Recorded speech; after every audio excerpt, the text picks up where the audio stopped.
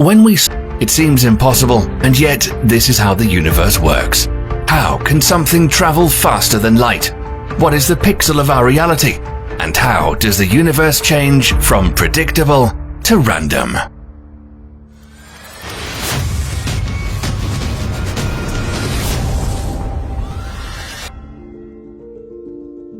Before quantum mechanics, scientists believed that the world was deterministic. They thought that if they knew certain properties about a physical system, they could determine everything about this system in the past and the future.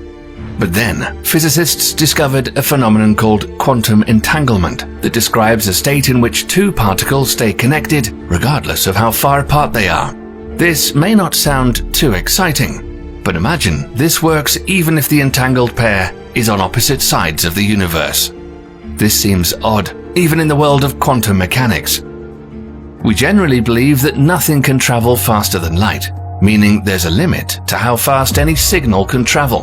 However, if you create an entangled pair of particles and send them from the opposite direction, increasing the distance between them, and then measure the quantum state of one particle, the quantum state of the other particle will suddenly be determined. You can imagine it as two boxes, each containing either a white or black stone. So whenever and wherever a person opens one of the boxes, they immediately know the stone in the other box.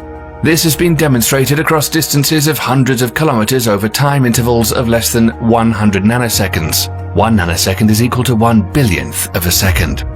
So, if the two entangled particles somehow exchange information, they do it at speeds at least thousands of times faster than light. But that's not all. Just like we stand on scales to measure our weight, scientists measure particles to discover their properties. But what if those properties only became determined the moment you measure them? This would mean our universe couldn't be both local and real.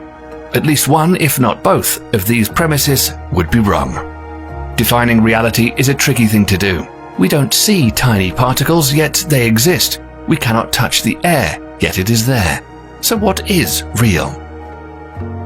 In physics, real means that objects always have definite properties, regardless of whether we are measuring them or not. In other words, a falling tree in a forest makes a sound, even if there's nobody there to hear it. And local means that objects can only be influenced by their surroundings, and that this influence cannot travel faster than light. It's important that our world is real because, as Isaac Newton believed, if you know the positions and velocities of all ingredients of our world, and you identify the forces that influence them, physics can predict what the world would be at any time in the future. But the quantum world often has indeterminate nature. Put simply, it's often random or cannot be predicted. Consider a simple experiment. Fill a container with several radioactive atoms and wait. Generally, it can be predicted how many atoms will remain and how many will decay. However, you can never know for sure which atoms will and won't survive. Or fire a number of particles through a narrowly spaced double slit. You can predict what interference pattern will appear on the screen behind the slit, but you'll never know where every individual particle will land, even if they are being fired one at a time. Some aspects of quantum physics appear to be completely random. But are they really random? What if we just lack information?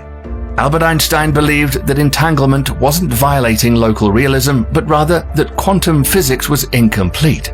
He thought that the variables connecting these entangled particles would eventually be found.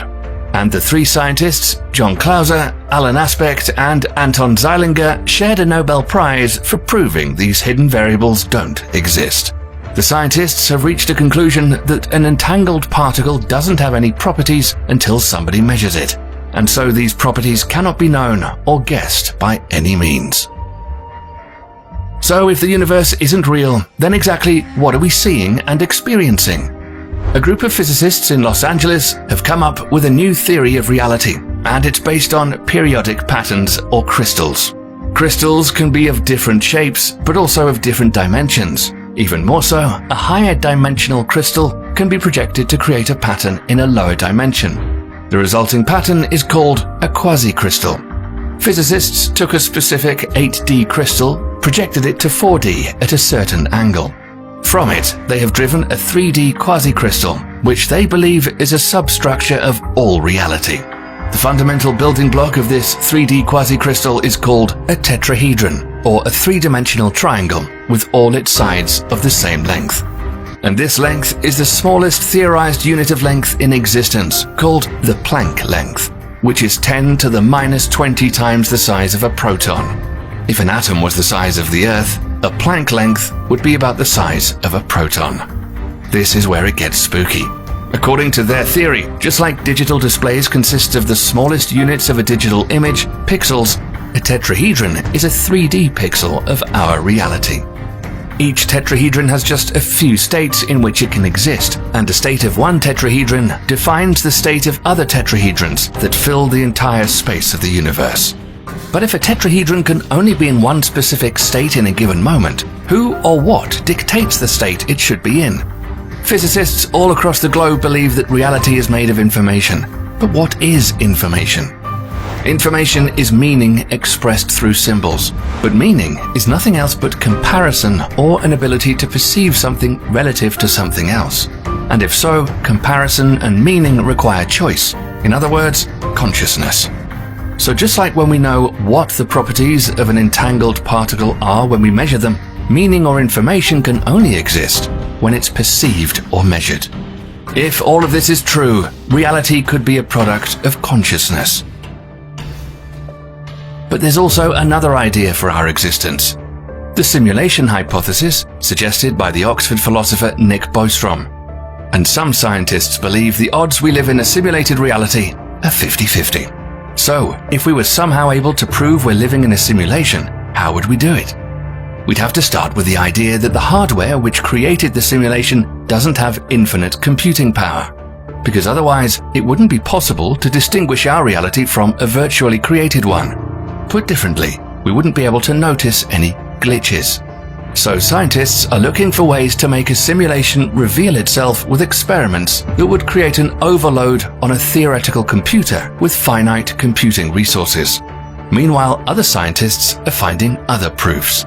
All computing hardware leaves an artifact of its existence inside the simulated reality it is running. So there should be a limit to the processing speed of operation per certain amount of time. And it happens that we have such an artifact in our universe, the speed of light, which remains the same regardless of the observer. It has an upper limit, and it cannot be explained by physics. So we may not know what kind of a computer is running our simulated reality or what properties it has, but there's one thing we can say for sure. If it performed one operation per second, its memory container size for the variable space would be roughly 300,000 kilometers. Perhaps we have this light speed limit because otherwise we would be able to travel to another galaxy before this computer could program it. But it's not the only indication we might be living inside a simulation. Movies or video games often go into the point of view of characters to demonstrate things from their perspective. What we see on the screen and hear from the speakers is the integrated experience that serves no purpose for characters. It's there purely for our benefit. And so if we accept the simulation hypothesis as our new reality, consciousness obtains a clear purpose. It's an integrated subjective interface that consists of 5 senses. No natural laws, philosophical or scientific ideas predict the emergence of consciousness, and there's no clear utility or evolutionary advantage that it could provide. So it seems its primary function is for there to be an experience. But since experience without any clear utility or evolutionary advantage is so energy expensive, it must serve someone else, an observer or a player. If one day we discover a way to simulate conscious beings, the chances we're living in a simulated reality would skyrocket. Physicists at the University of Maryland have already been able to simulate a single nucleus of helium that is composed of 2 protons and 2 neutrons. And they think that if they manage to simulate an atomic nucleus today, perhaps in 20 or 30 years, they would simulate a molecule, and in 50 years, an object the size of a few inches. If the progress continues, it's possible that 100 years from now, scientists could simulate the human brain. The thing is that if we are really living in a simulation, we aren't programmed to do things because we have free will. Perhaps someone wanted to see what we would do without any instructions. And